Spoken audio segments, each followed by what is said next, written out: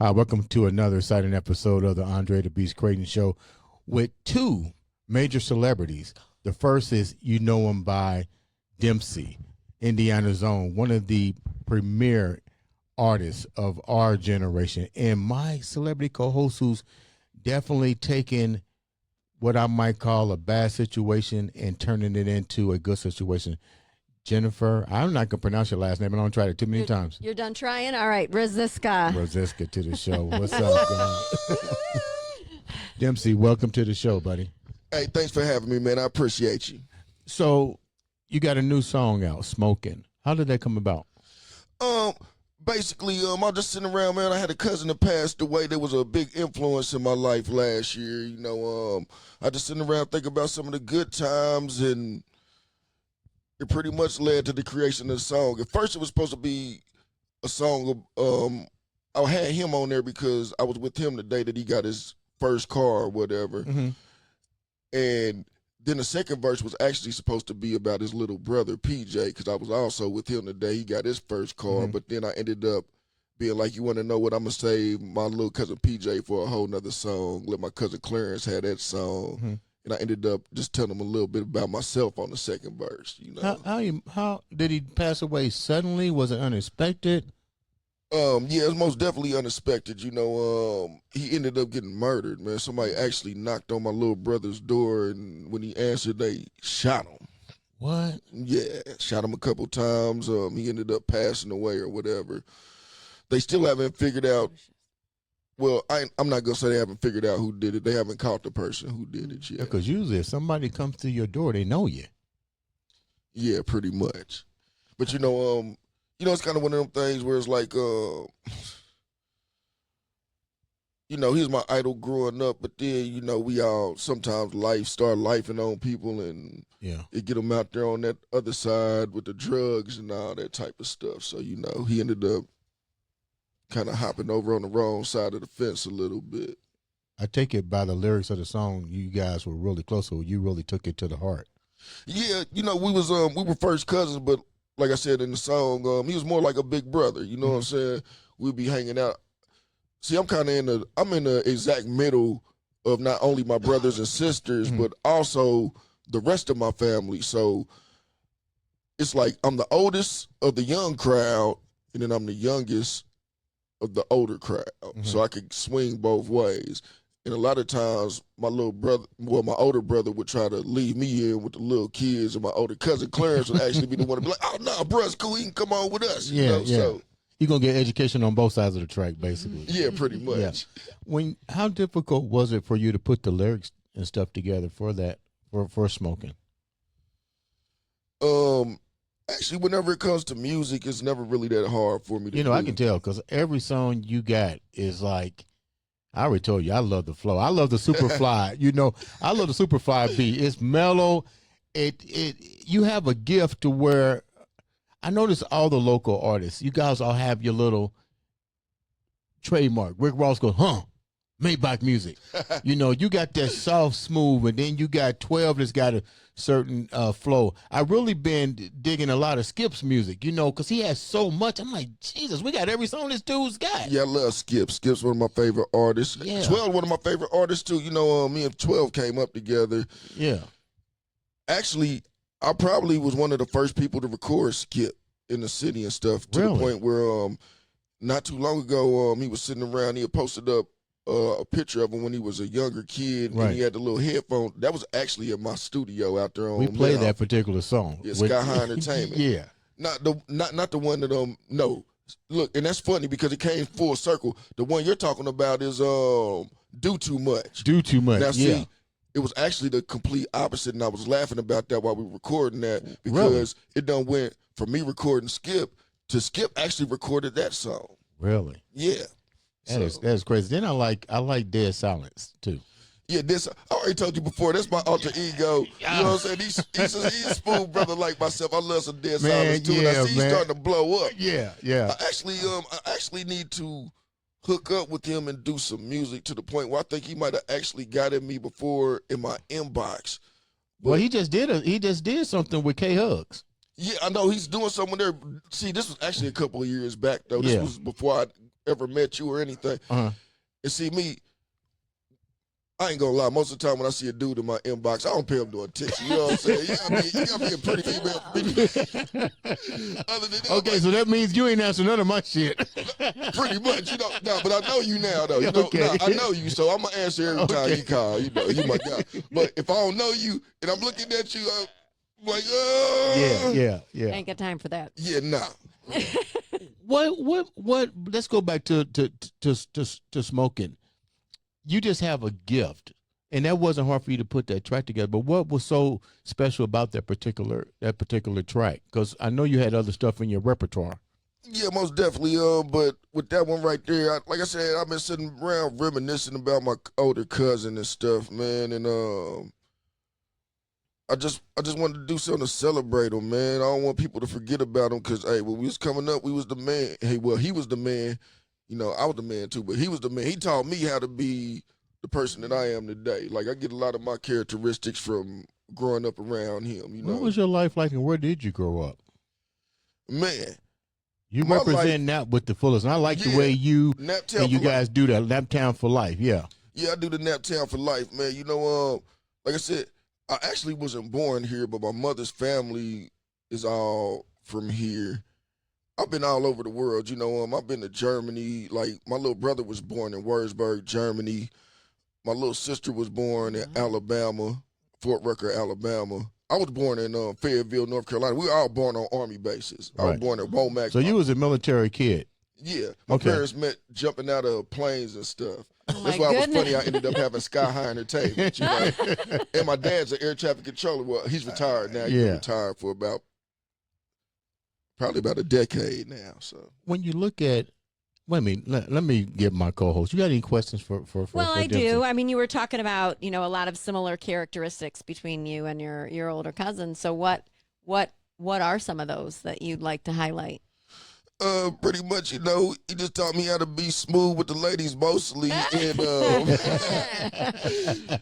and I need a 5-star. yeah, pretty much that type stuff, you know.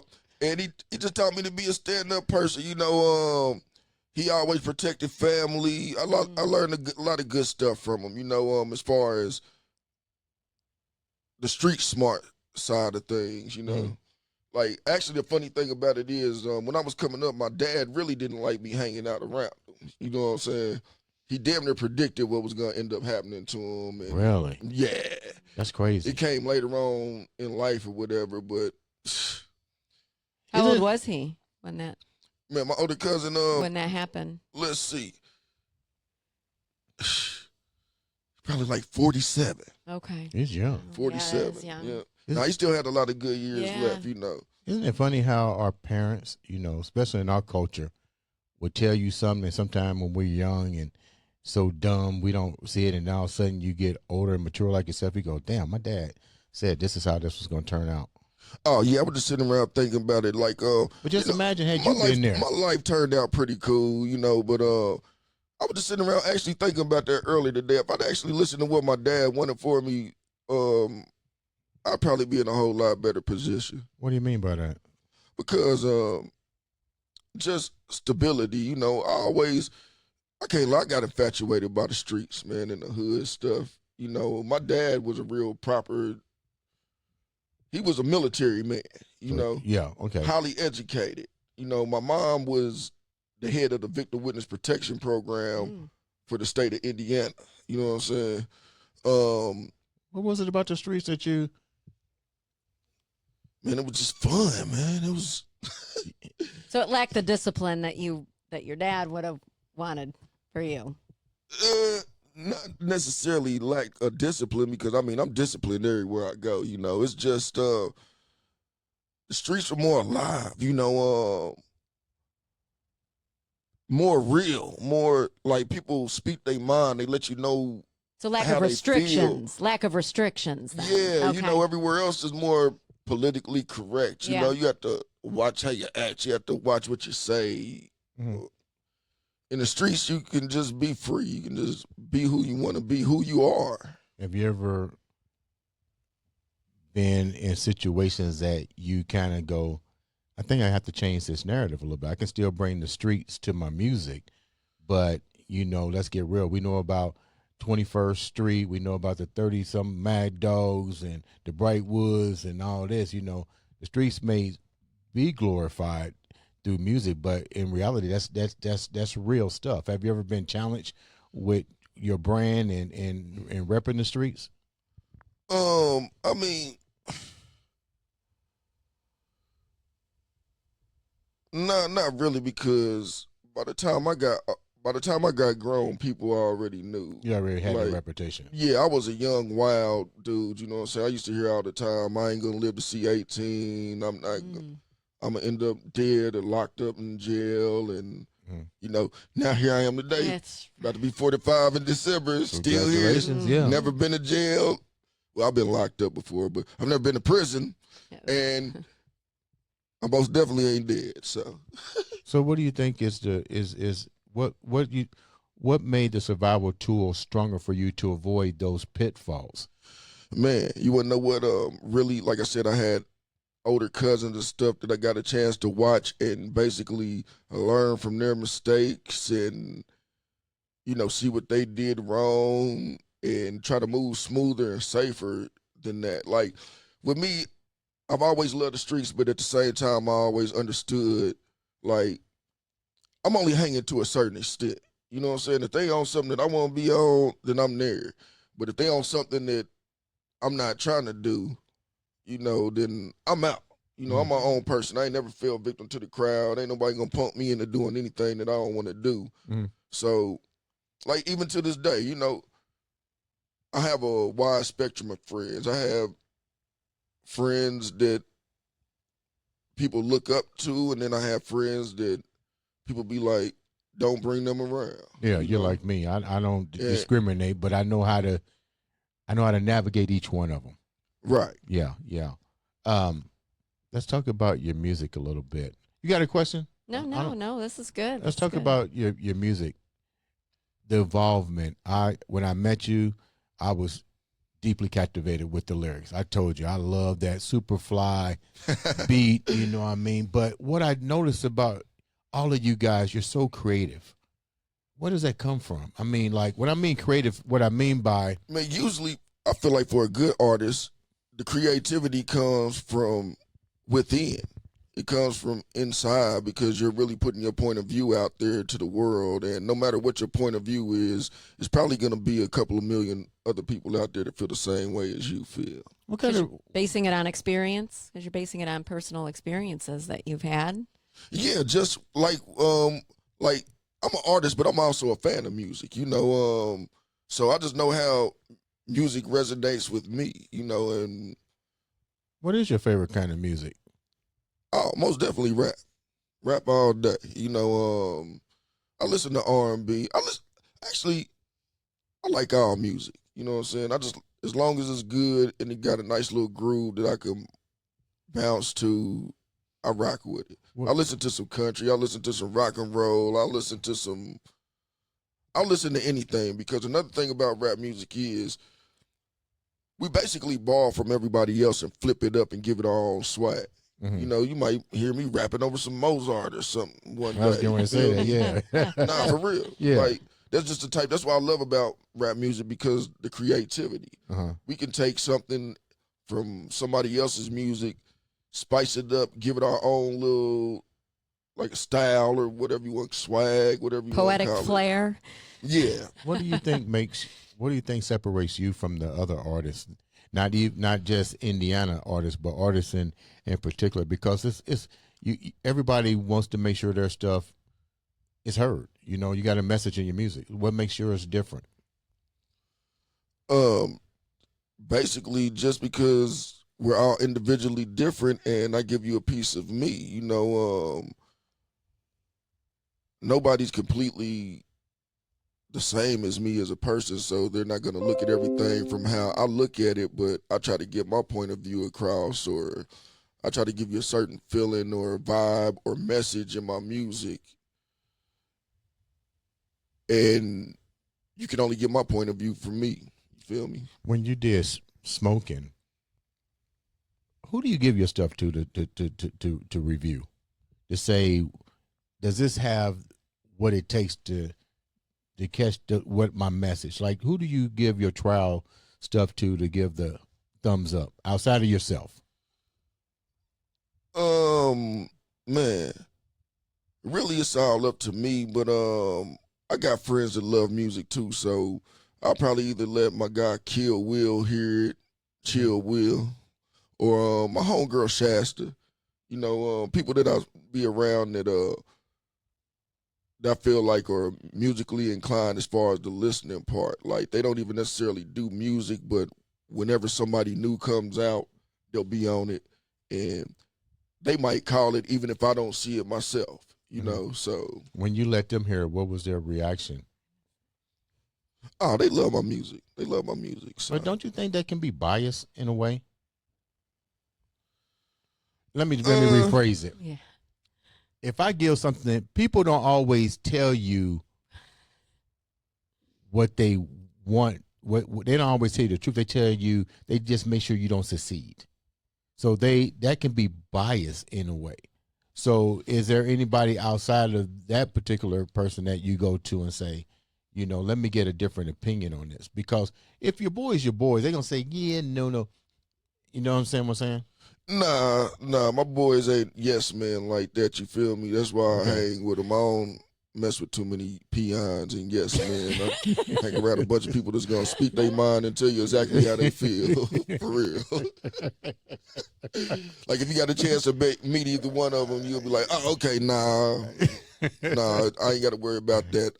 I see where you get it from, though, because a lot of people do surround themselves with people that agree with everything.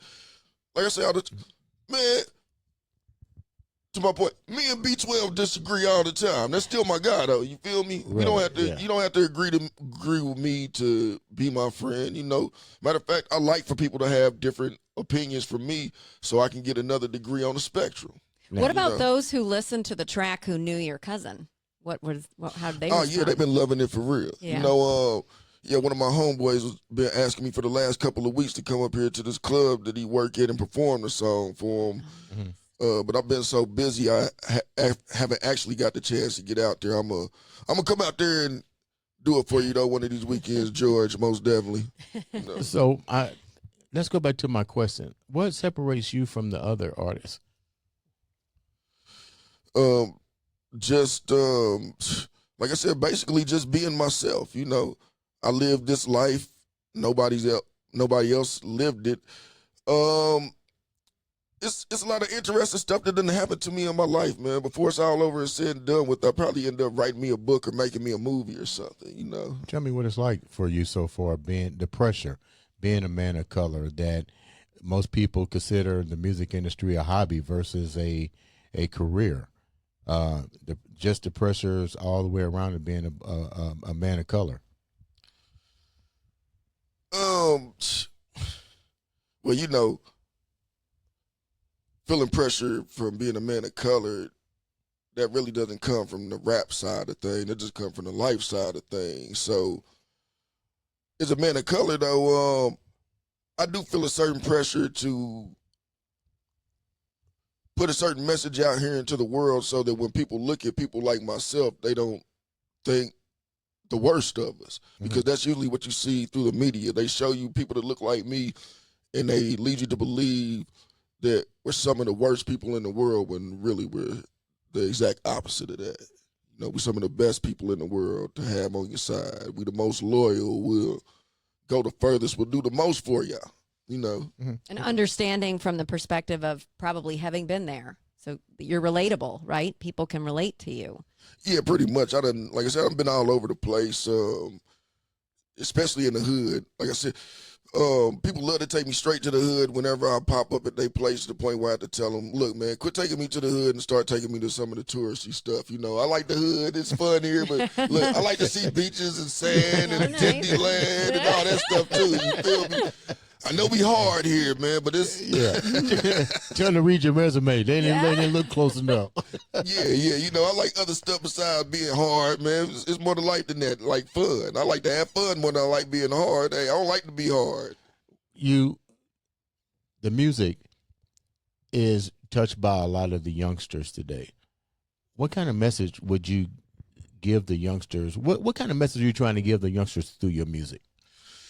Just basically, man, I just be trying to get the youngsters to think about different things and use their brain and come up with a plan and execute it instead of sitting around and procrastinating. You know, I try to lead the youth to do better than our generation did, really, through my music and the messages that I try to relay through my music. Let's go back to your mom and dad, who definitely are structurally sound individuals. Not saying you're not. What's their relationship now that you evolved as a successful young man, and what kind of response and bond do you and your mom and dad have now? Not saying it was bad. Yeah. You know what I mean? No, me and my parents, man, I love both my parents to death. You know, Have they come to see you perform? have they came to see me perform? You want to know what? No, I don't think. Well, no, actually, I think my mom has actually came to see me perform before. My dad, he's out of state, and rap music really isn't his thing. And then even with my mom, I don't want my mom coming to see me to perform too much. You know, I said like, "Hey, stay." No, mom, this isn't for you. But your music is not bad at all. You know what I thought was, there's like literally no profanity, and it's always has a message to it. Yeah, it's just more like I just don't like the feeling of looking up and seeing my mom in the crowd. In you that know, environment? Like, That environment. Like she listens to my music. She doesn't hear my music. She listens to my music. What she say when she likes hear it? What she say when she hear it? She'll be like, "Oh, that's good, bro. I like that." You know, like my mom think I'm more famous than I actually am. You know what I'm saying? Like we go to family reunions and stuff. She got me all on the front. Yeah, and this is Dempsey. He's a recording artist. Well, She's proud, right? Yeah. And she's proud. Yeah, I know. My mom loves me. She my number one fan. She one of my biggest supporters, most definitely. She gonna come and do whatever I need her to do, whatever I need her to do it. Have there ever? I'm still mama's baby. No. Have there been? You did a lot of music. Have there ever been EP that you put out that you really didn't expect it to flourish the way that it has? And if so, what do you think made it jump when you said I'm gonna just put it out there and the expectations wasn't high? Nah, my expectations are always high. Actually, I still feel like I ain't got enough records out there off none of them. They never met my expectations. I expected to be Luda, T.I., Young Jeezy, Scarface, Tupac. What's your favorite song so far? Give me 3 of your favorites. I give you 4 because you got so much. I give you 4. Well, actually, it's all gonna be my later stuff because I feel like I get better every time I go. I'm still getting better to this day. No, you can't do me like that. I have to go with. You can't do me like that. No, don't even fake that shit. No, I got to go with my new. You got some stuff out there. Don't give me just the new. Nah, you want to know what? Okay, some of my old all-time classics that I like. Yeah. Man, I got a song called Like That. That's another song for the females. I actually have never put that up on streaming platforms, but the lady used to go crazy. Am I gonna get a copy of that? You want to know what? Actually, if I can, to the point where I don't have it around anymore. I'll find like it. That. I'll have to the dig, ladies liked it. Why'd you get a whole archive stack of CDs just to find it because it's from the CD era. Oh yeah, it goes way back. Yeah, not to the point where I still got it in my mind, though. To the point where I've been thinking about bringing it back and dropping it to something new. A remix. Yeah. Yeah. Okay, so what's for the another ladies. song? Yeah, and then another song, probably a song that I did with some of my guys back in the day up off a post. They called themselves the Wig Splitters. It was a song that we had called the Wig Splitters. Yeah. Hey, we're rappers, man. Hey, it sounds scary, don't it? Yeah, that sounds real scary. Yeah. But it's a song called Baller Boys. I always like that song. Shout out to J Rock and G Giles. You know what I'm saying? Then my third old school. Actually, I had a song called Naptown for Life. That's where I got the Naptown for Life from, and that was like a shout out to everybody in the city where I was using everybody that was popping at that time name in a song pretty Okay. much. So You got 2 more on the list. okay. You ain't said nothing that I'm going, wow. No, because I'm going back older. Because you see, I couldn't use none of my newer stuff, so I'm just thinking Okay. back older. Let's see, what's another song? Actually, that You Know What It Is. Oh, yeah. I got that now. See, people don't be knowing. Like, that's one of my old tracks that I actually Really? did put up on there. Man, that You Know What It Is almost 20 years old. And I play that all the time. It's 20 years old. No, people still be running up. No, that's a hood classic right there. That You Know What It Is. Everybody loves that. That song's about 20 years old. Wow. You know, I dropped that in probably about 2007, so it's like 18. Really? Yeah. I'm playing it like it's something new. You know what it is. Yeah, it is new to everybody that ain't heard it. That's why I said ain't none of my stuff ever met my expectation. Because people, see, the problem is I really need a team around me. That's my only regret. I wish I had a bigger team. That's why I love me capping them. You know what I'm saying? To see how they work together as a whole squad, a whole team of people to push stuff out. Because we got to reach so many people in the music business. Like, we can't just reach a couple of thousand. We need millions on top of millions on top of millions. And Why is it so hard for to you repeat? to do that?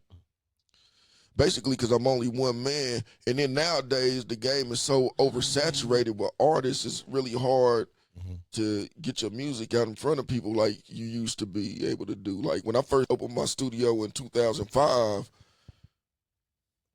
I'm one of the only artists down here really that ever done had their own actual studio. You know what I'm saying? It wasn't out their crib. I had an actual storefront studio, and we were out there getting it in for a minute. So Why didn't you let that dissolve?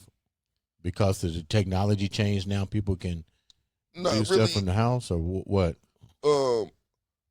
Like I said, stuff always just seemed to work out for me some kind of way, man. And me and my guy, we got blessed with the spot pretty much, and it was a good price to the point where we got spoiled. And then after it got hit by the tornado, when we started going looking for other spots that was equivalent to what we had, they were charging Commercial way space is more. crazy. Yeah.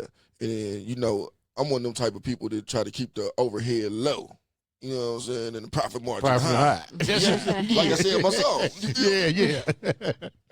So I'm like, why am I going to do all this? If I'm going to do that, I just go get me a nice crib or something to do it up out of, which that's what I ended up doing. Mm-hmm. But then I'm in the hood, so here come the brokies breaking into my house and stealing my stuff. And that's really That what sound like DJ Quick.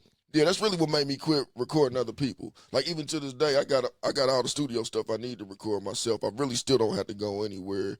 I just go to other people more for the networking of it all, you know. What has been the best, before we wrap up, what has been the best networking that you've come across that has helped you where you was lacking at one point?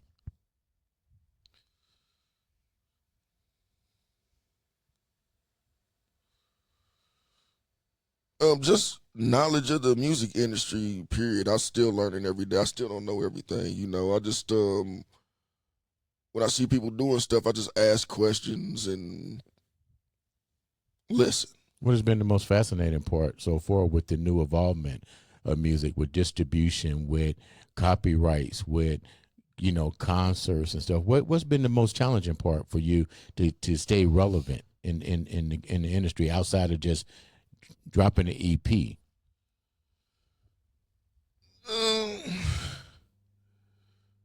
Really, like I said,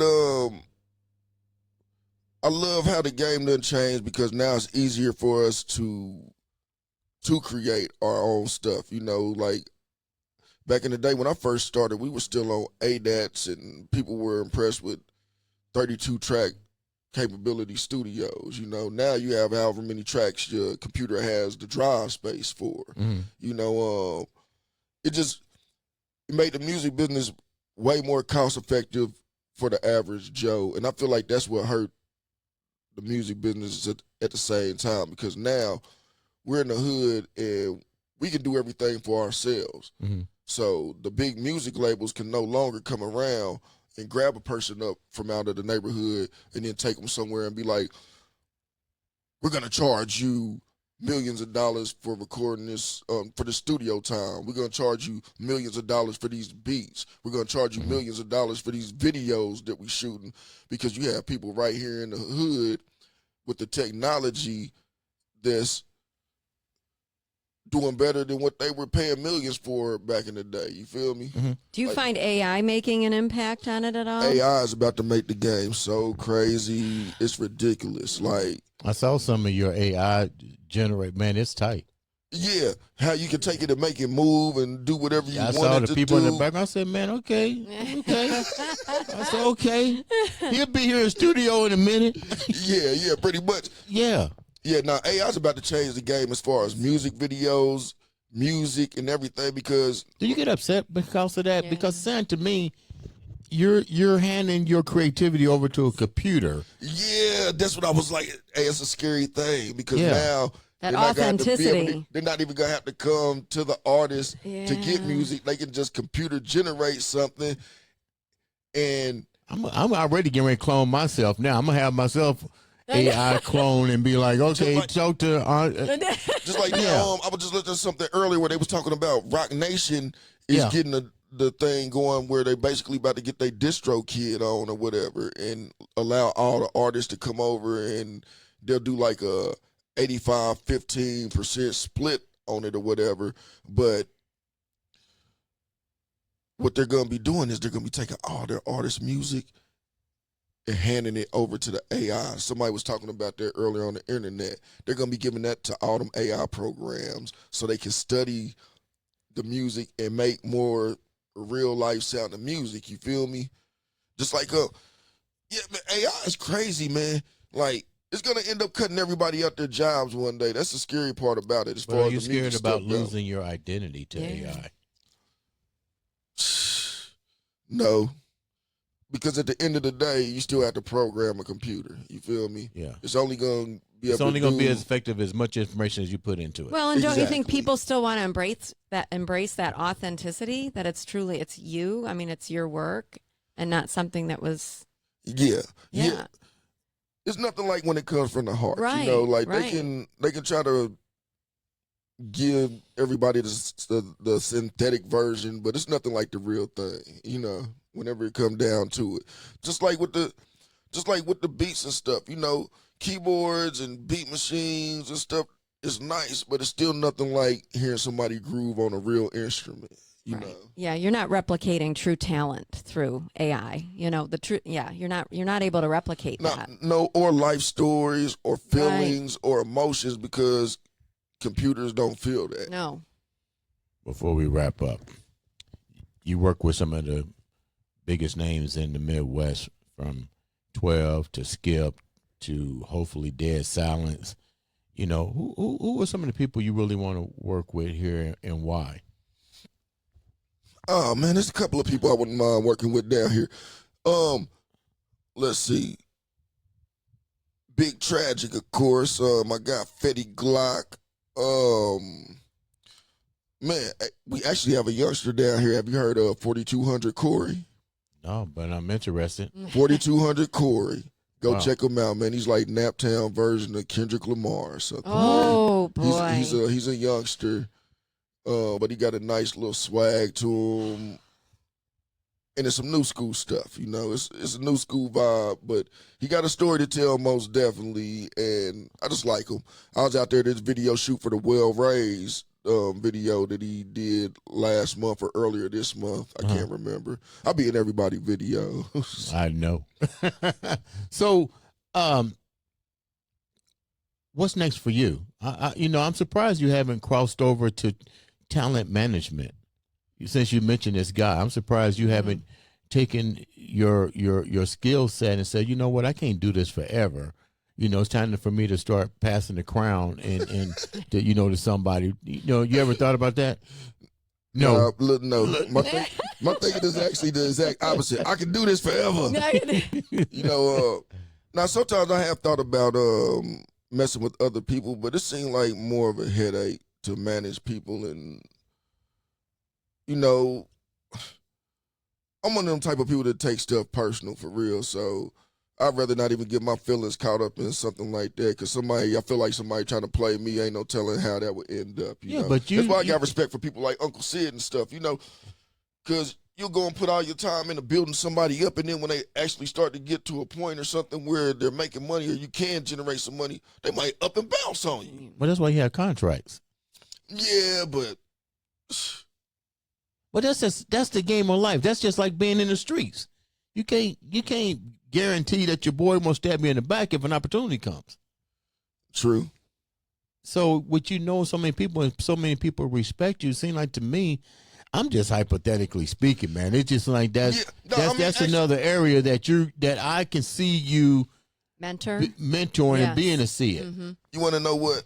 I probably will sooner or later, because like I said, I know people be sending their kids to me all the time. Like, yeah, I know a couple of pretty talented youngsters where I could probably get me a nice little record label together and have something jumping off. But like I said, really, I still be trying to focus on myself, man. I'm trying to get myself out there. And what do you think you're missing? You're already out there. So what are you missing?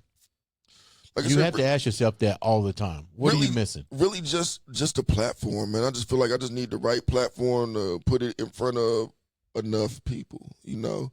Like if I could get on one of these big TV shows, like if they could do some type of American Idol for rappers or something like that, and I just need ears. Because like I said, I've gotten a lot of ears and stuff, but I need millions. I got thousands upon thousands upon thousands. I might have touched 100,000 people, but that's really nothing when it comes to this music, you know. I could do anything else in life and make money way easier than trying to push your music out. You know, I built enough rapport and relationships with people where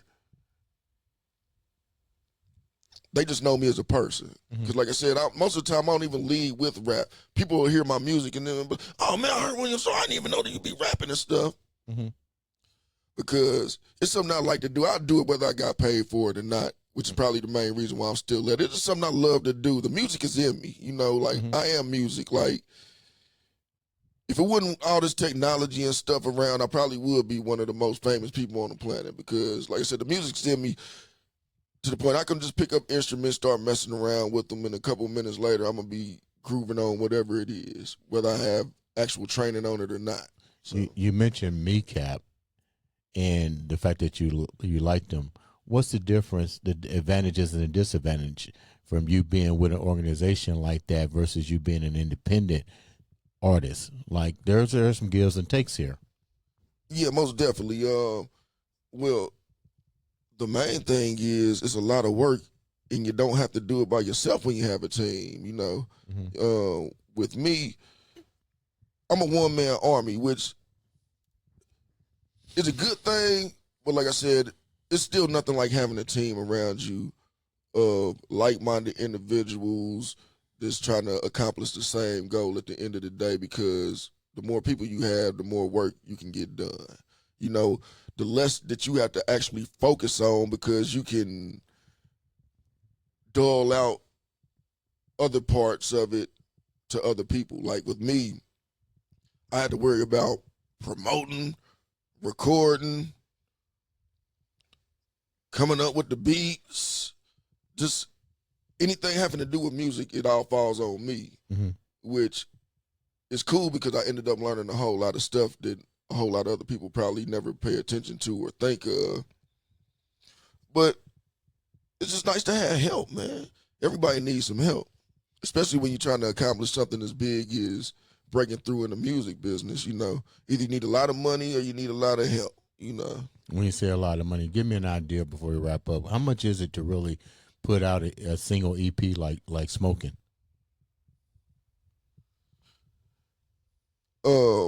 It really didn't cost me too much of nothing to put it out. I just, you know, I paid for the beat, the studio time, and recorded that. But recording it is so little of the battle. It's crazy. Like most of the your main battle as an artist is the promotional side of it. And What do you do as far as promotion? How do you get out there in front of people to hear, to listen, to make it worth the investment of the recording studio time? well, I know for a minute I was actually promoting a lot of my stuff right there on YouTube, Google, Facebook, and those type of streaming platform. Well, the social media platforms, not the streaming platforms. But while I was doing all that through the social media platforms and Google and stuff, the streaming platforms started trying to flag them like I was getting bots to them or something. So I had to kind of slow down on that. So really, that's one of my biggest problems here today. Like, I really need to find a good way to be able to promote the music where the streaming services won't be trying to flag me every time I turn around. The last question. You have any question before we wrap up? No. The last question.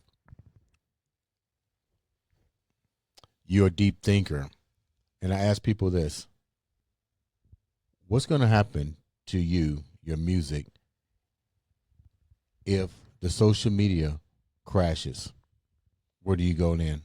What's your game plan? Have you even thought that far? Because so many artists rely on Facebook, Instagram, Twitter, and all this. But when January happened, everybody freaked out about Twitter. I mean, not Twitter, TikTok. TikTok. Yeah. I mean, did that give you did you go back and reevaluate how you looked at social media in your brand? Or you may not have. I don't know. I'm just asking the question. No, I didn't really reevaluate it, but it did make me think about what if it happened to all the rest of the social media sites or whatever, because nowadays social media They can is shut a down big- at any time. yeah, it can shut down at any time, and that's a big form of advertisement though for everybody. You know, like my main thing that I was mad about, I didn't actually think they were gonna really shut it down like they did on us. And I done put in all that time to grow up my followers so I could get to the point where I could go live if I felt like it. And then they took it away from us, which I didn't feel like it was fair. Like, How do you listen to your music? The main thing about it, I feel like the artist probably would be better off though if everything just crashed though. You know, Why is that? if the internet crashed and they couldn't find your music online all over the place, then we could go back to selling physical copies of our music, which it was easier to make money off of physical copies than it ever will be off of streaming. And utilizing platforms like, XM Radio, Sirius, those kinds of, Yeah, the radio stations, the radio Right. stations, I don't know.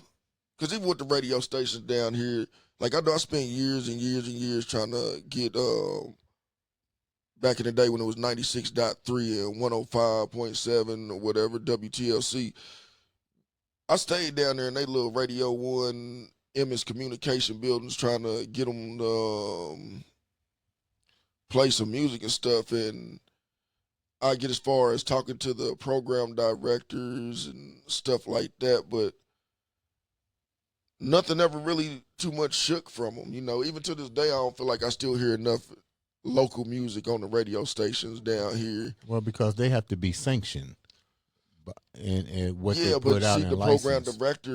program director can, Override. he has to say, that's who had to say on what goes and what doesn't go, though. Well, I think you were onto something when you talked about American Idol for rappers. I thought that was a really good idea. Yeah, That's they need to do something like that. You're onto something with that. I would maybe look into pursuing that, because I think it's an incredible opportunity, and that would be a platform that you don't have to worry about, getting shut down. I mean, that'd be a great way for exposure and, the creativity that can get out there from that, and the talent that's what American Idol is all about.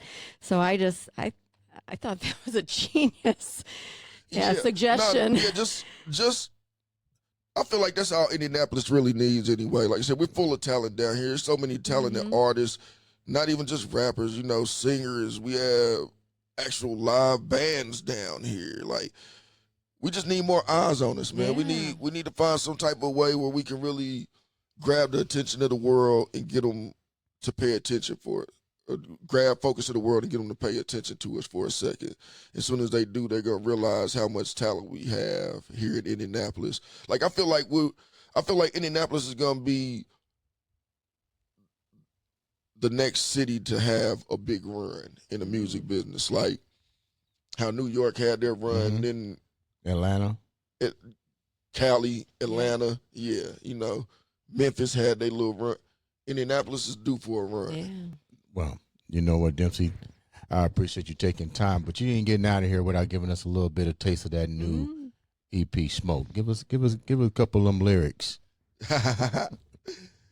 Okay. Yeah. It was 1995. I was live at the NBA. So fresh and so clean, it's just an ordinary day. Fought through wine graces to holler at Little P. He wasn't home, but C note in the base was smoking trees. C was good at sports. He had 5'3" foes. He was big cud, but he was more like a big bro. As I enter, we greet each other by swapping blunts. He asked if I wanted to mob and make some runs. I said it's all good, cuz I ain't doing nothing as we hit the dough to get a little something. Step in the cub fools, cuz was on his way to college. His dad died young and left $100,000.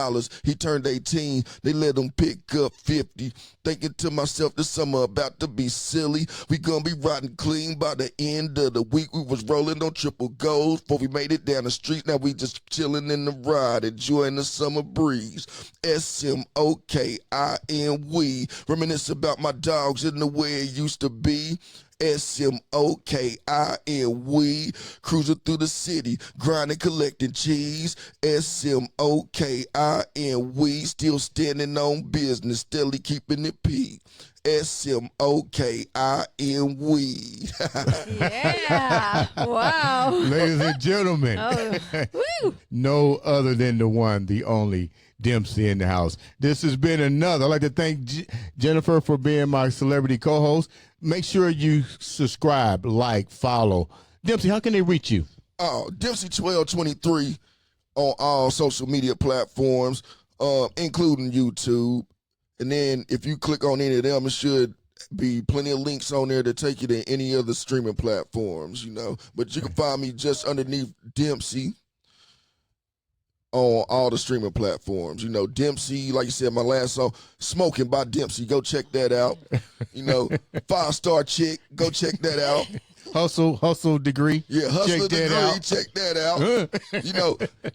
And then one of your personal favorites. Superfly. Superfly. Yeah. What's the name of the song? That's OG season. OG season. Yeah. Make sure you check out all that, and more importantly, you can listen to it on the I Am Beast radio station for continuous, nonstop, commercial-free music. This has been another, and I do mean another, exciting episode of the Andre the Beast Crayton Show. Yeah. Show.